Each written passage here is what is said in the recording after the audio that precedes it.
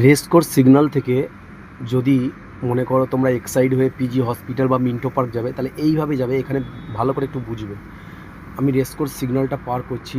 পার করার পরে এখানে একটা ছোট্ট কথা বলে দিই, এখানে দুটো সিগন্যাল আছে, যেটা ডান দিকেরটা সবসময় সবুজ থাকে আর বাঁ দিকেরটা অনেক সময় রেড হয়ে যায়। বাঁ দিকেরটা যারা নিচে দিয়ে যাবে ব্রিজে, রেড হয়ে গেলে দাঁড়িয়ে যাবে, ঠিক আছে?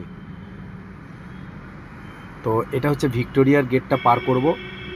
ভিক্টোরিয়ার গেটটা বাঁ হাতে, ভিক্টোরিয়ার গেটটা পার করলাম। পার করার পরে দেখো সোজা একটার আগে কিন্তু নো এন্ট্রি আছে, ঠিক আছে? সোজাটা নো এন্ট্রি। আমরা বাঁ দিক দিয়ে ঘুরে যাব। বাঁ দিক দিয়ে ঘুরে যাবে। এখানে আরও দুটো কথা বলবো, মন দিয়ে শুনবে। যদি তোমরা মনে করো আবার ভিক্টোরিয়ার দিকে যাবে, তাহলে বাঁ দিকের লেনটা নেবে। আর যদি থিয়েটার রোড বা এক্সাইডের দিকে যাও, ডান দিকের লেনটা। সোজা দুটোই নিতে পারো সোজার জন্য। তো ডান দিকে সবসময় ডাইট টার্ন দেওয়া থাকে। এবার সোজা চলে গেল থিয়েটার রোড বা শেক্সপিয়ার সরণি। আর এইখানে ভালো করে দেখো, যেহেতু আমি মিন্টো পার্কের দিকে যাব, আমি কিন্তু বাঁ দিকের লেনটা নিলাম, দেখো। আর তোমরা যদি পিজির দিকে যাও বা হুগলি ব্রিজ ধরো, তাহলে ডান দিকের লেনটা নেবে, ঠিক আছে? যদি এটা দিয়ে যাও সোজা যাবে, কারণ যেদিকে ঘুরবে সেই দিকের লেনটা নেবে। বাঁ দিকে ঘুরলে বাঁ দিকের লেন, ডান দিকে ঘুরলে ডান দিকে। এই হচ্ছে এক্সাইড মোড। এদিক থেকে ডান দিকে ঘুরলে কেস দেবে, বা ওদিক থেকে বাঁ দিকে ঘুরলে কেস দেবে। সোজা দুটোই ব্যবহার করতে পারবে, ঠিক আছে?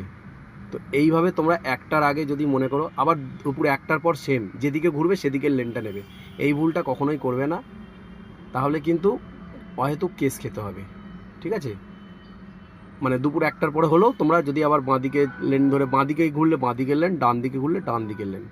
এটা সবসময় মাথায় রাখবে, না হলে কিন্তু শুধুমুধু একটা মানে ফাইন বা কেস খেয়ে যেতে পারবে, ঠিক আছে, টার্নিংয়ের জন্য।